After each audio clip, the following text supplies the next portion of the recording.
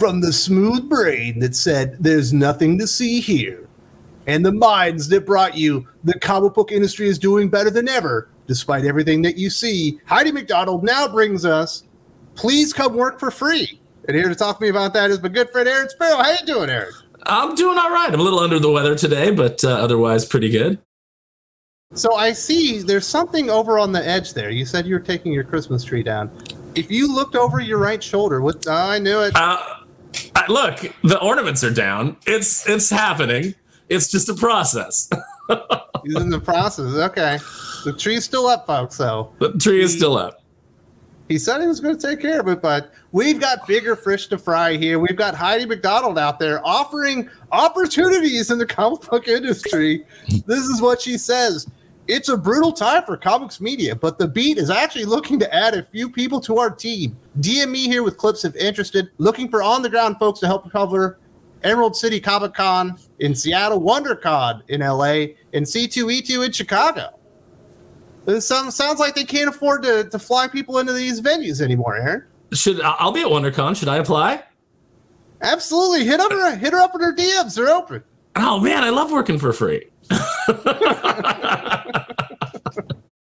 I love this. Continuing on with the lie that comic books are just doing better than ever because manga is selling well. Comic shops are going out of business left and right. Comic creators are not getting paid. We've got publishers going bankrupt. And now she's soliciting people to go and work for free on the boots on the ground opportunity here. And also admitting it's just brutal for comics media because the increased interest in comic books in America hasn't apparently translated to people being interested in comics news. Shocking.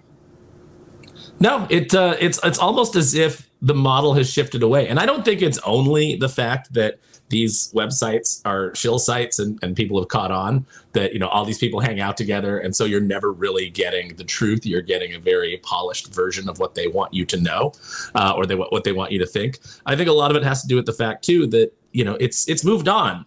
Comic book news sites, going to a website and reading an article is the buggy whip of of entertainment. It's like we've moved on. We've gone to YouTube. We get our news here in like 8 to 14 minute news bites now, you know, where people actually say, I'm going to give you my opinion, and they give you their honest opinion. They don't polish it up for you because they're trying to get invited to lackluster con parties. She was not done. There's more opportunities awaiting those interested in DMing Heidi McDonald. 2, we are looking for an entertainment reporter who report news on comics media, do interviews, cover events. 3, we're also looking for someone to help cover manga, webtoons, and so on. We are always looking for essays with strong personal viewpoints. Here's the caveat, Aaron. There is a very small amount of pay involved for these positions. People who need a full-time gig do not apply. This is not for exposure, but for experience and hopefully making this industry a better, more accountable place. Hit me up in my DMs. I don't know. It feels like I'm making the industry a better, more accountable place every single day, and I've never even had to get in bed with Heidi McDonald, the comics beat, or any of the comic book shills. No, you have not. It's really interesting. You know, I like that there's a little bit of pay involved. You know, if you're looking for full time, don't bother. You know, there's a little bit. I would like to know what a little bit is. Is it $5 an article? Is that what it is? Is it's just to get your name out there so that you can do what every comics journalist for the last 20 years has tried to do, which is leverage a position at some comic book news site into actually getting in and writing comics for a company. You know, that doesn't speak highly to the integrity of the news source. You know, that's the experience that you're going to get so that you can jump into the failing comic book industry. That's a bad way to go, man. That's like you're dangling it. You're dangling it. You're dangling it with Heidi McDonald. That could ruin your reputation forever. You're dangling a carrot that is rotten. It's just really sad. Like, as a journalist, you should not be buddied up and hobnobbing with these people. You should be covering them. I mean, you know, there's a certain amount of friendliness where, you know, people will feel comfortable coming to you, but you should not be hanging out with them and forming secret chat rooms with them and, you know, getting together with all your other journalists to conspire. And this is what comics journalism has done for the longest time. But what you really shouldn't do, Aaron, is claim that the comic book industry is better than ever and everyone's doing great while you yourself are having to hire people, assumedly because other people quit because they weren't getting paid, and you're offering peanuts to go and basically do Heidi McDonald's like legwork and stuff like this, when it's clear as day that the sky is falling in comic books. There are comic book retailers, and I'm going to talk about that here in a second, that have called Heidi McDonald out, and she will even try to gaslight them. It's pretty interesting. A position I didn't see offered is I didn't see a position offering covering Indiegogo. I don't know if we're aware, but the Beat doesn't have anybody covering the crowdfunding successes on Indiegogo at all. I feel like that would be a good position for somebody to jump into. But yeah, no, everybody's pretty much on of the mind now that that these organizations are corrupt. They are failing. They, by their own admission, when they go out and they say, hey, we're having a tough time. Here's a GoFundMe. Can you guys help out? Honestly, the Beat doesn't have the traffic to really give you experience. You could go start your own website and start writing articles for it, not have to answer to anybody, make the same amount of no money, and build your experience that way. I'll tell you this right now, for people that are interested in this is the best advice I can give you. Do not go and work for free for Heidi McDonald.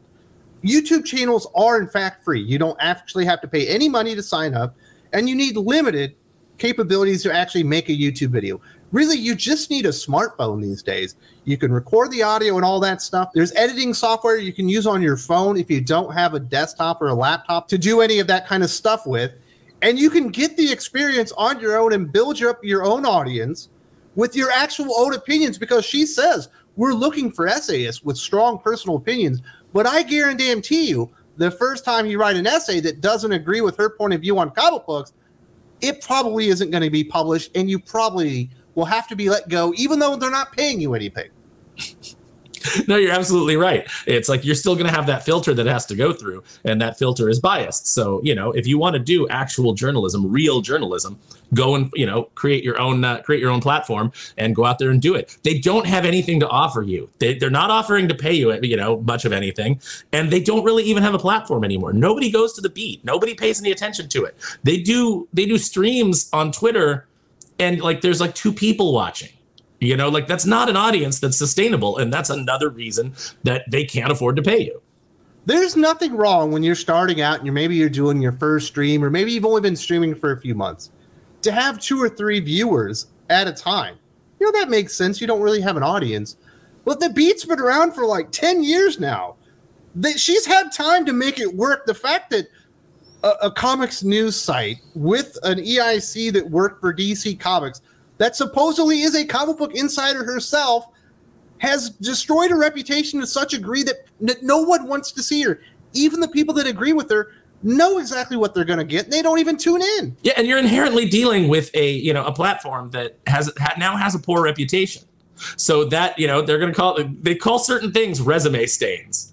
So your experience, amongst the industry, which is changing every moment of our lives right now. It is so in flux, and the way it is now is not the way it's going to look in 6 months. Is not the way it's going to look in a year. I'm hearing a lot of rumblings that I have not been able to confirm yet. Not even being a journalist, that I can't talk about. But I think the landscape is going to change. It's that old saying: slowly at first, and then all at once. And I think there's some big shakeups coming. So these sites aren't going to be sustainable. You're not going to be really remembered for doing it. And you might as well go out and build your own ship now. Stop depending on other people. And that goes not only for getting into comics and making comics, but also comics journalism. So I did want to talk about this interaction between Yule Carter, comic book retailer in Berkeley, California, and Heidi McDonald.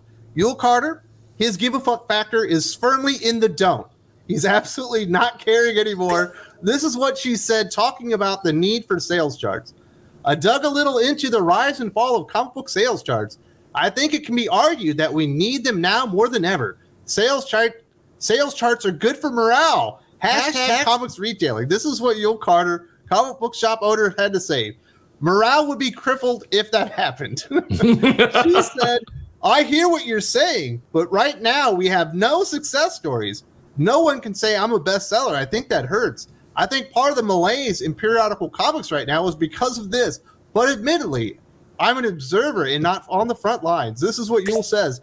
Forgive me if I'm wrong, but The Beat, CBR, and the like were crowing how well comics were doing, ignoring the people that claimed it was manga, Dogman, and Telgmeyer that sold well, not American mainstream comics that didn't have multiple covers.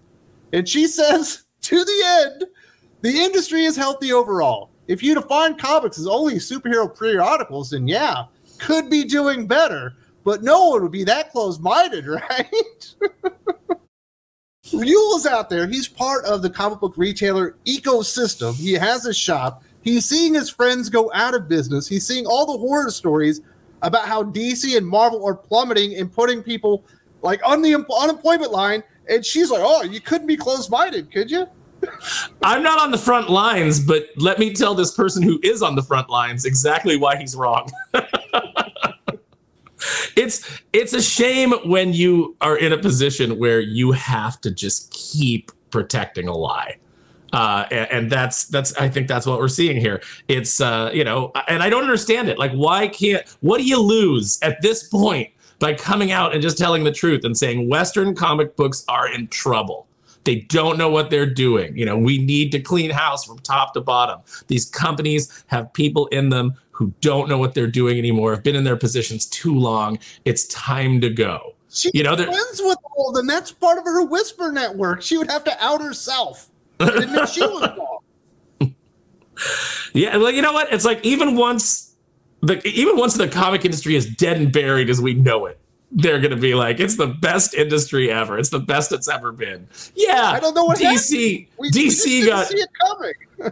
got sold off to another company, and you know, and Marvel you know, pulled all their publishing, and now they just rent it out to somebody like they do for their Disney books. But it's the healthiest it's ever been. Yeah, I guess you just got to keep the lie going, but you know, hey, you reap what you sow, and Heidi McDonald is the joke that I always knew that she was, and she's confirming it seemingly on a weekly basis now, and that's comic books media. And Aaron, I don't want to see comic books hurt, and I'm glad that manga is very successful. I wish that success was translating over to comic shops so they wouldn't be put out of business, and that people that love comic books could actually make a living doing that in North America. And it's becoming much more difficult to do that unless you're a Scott Snyder or James Tynion or someone like that, or like a really big retailer with a great e-commerce space. But, you know, I guess everything just has to burn to the ground before the comic book industry is bad. And, you know, Heidi McDonald of the Comics Beat are going out of business. Newsarama is pretty much out of business. I don't think we'll see CBR in business very much longer, and everything's just burning around them, and they're ignoring it. That's, I guess, situation normal. You know, I don't want to see the comic book industry fail either, but it seems like they're intent on it.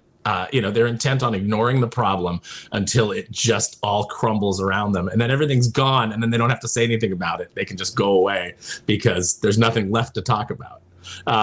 It's really depressing. You know, I want comics to be healthy. I think comics are fantastic. I think they're great for kids. I think they're great for adults. I think it's a, you know, fantastic storytelling medium. I think it's the best storytelling medium in the world.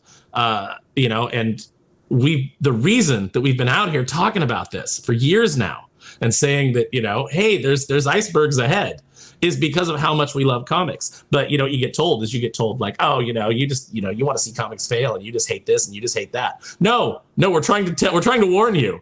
And, you know, much like the people that were saying like, hey, I don't know that Pfizer is trustworthy.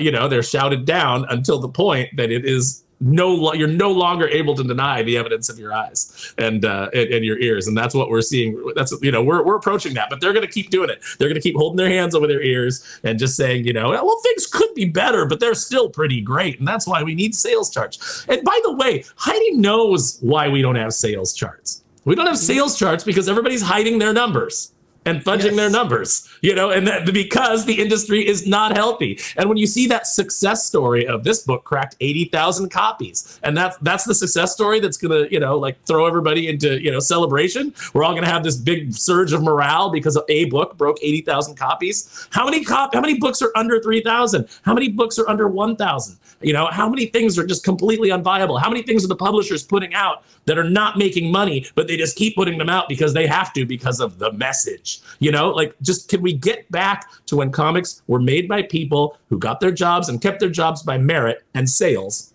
and comics were exciting and fun and, you know, actually drew in audiences? Can we just go back to that, please? That's all we're asking. My last point will be this. I think one of the reasons that the channel does well is because I do surround myself with people that are part of the solution, not part of the problem. And I do want to say congratulations to Aaron Sparrow and all the people behind Merc Publishing, who have successfully figured out how you can make comic books distribute them through Diamond, and also do it through Kickstarter, or marry the two things and have over $1 million worth of sales within like 2 years or whatever. So there are people out there that are trying to be part of the solution. Merc Publishing is one of them, and Aaron Sparrow is one of the creative minds, the head creative mind behind that effort. Congratulations, sir.